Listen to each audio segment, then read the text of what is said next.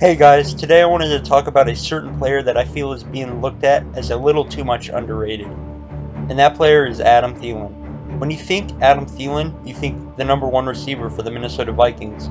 But it was just 2 years ago where he was considered top 5 by most at his position. You know, the year he started the first 8 games of the season with 8 100-yard games, leading the NFL in receiving yards. Now, how did we get to this point? A point to where some analysts don't even put Adam Thielen in their top 10s anymore? Well, it's simple. What's the one thing that can ruin an athlete's career that we never blame the athlete for, but we can use it as a valuable excuse as to why this person did not perform to his normal standards? It's injuries, and Adam Thielen dealt with a hamstring injury that only allowed him to finish the 2018 season with 9 100-yard games, tying Randy Moss with 9 100-yard receiving games in a season. When you put up 9 100-yard games and only finish the season with 1,300 yards, it leads me to believe there is an outlier in the data. Don't get me wrong, 1,300 yards for a receiver is great, but when you were on a historical run like Adam Thielen was the first half of the 2018 season, something went wrong. And I'm gonna have to say it was that hamstring injury, because in Adam Thielen's 9 100-yard receiving games, he put up a combined total of 1,050 receiving yards.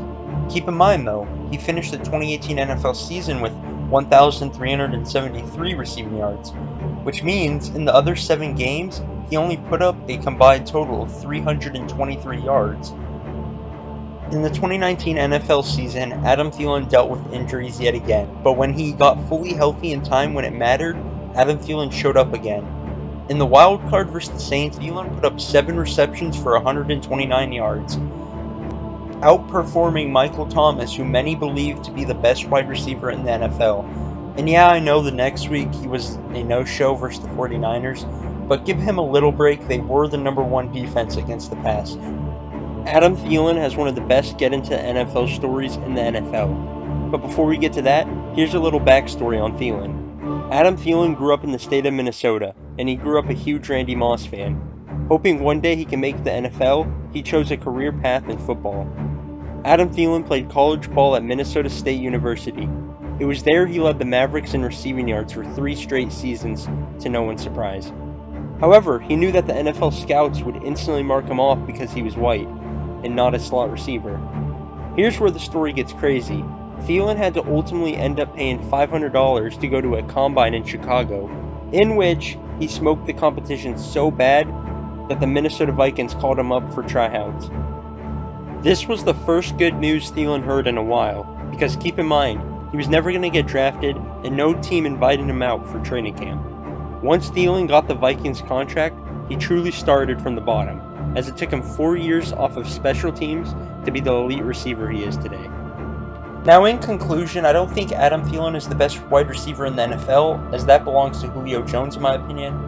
However, I feel like I have to get the elephant out of the room here when talking about Adam Thielen, and that is the fact that he's white, which isn't as rare nowadays compared to, seeing a white running back, but we've seen white receivers before, such as Eric Decker, Wes Welker, Jordy Nelson, and Julian Edelman completely dominate the NFL. But I don't want you to compare them to Adam Thielen, just because their skin color happens to be white.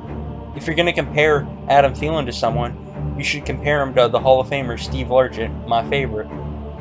Largent is similar to Thielen, not just because of their skin color, but because they've never had an elite QB throwing them the ball.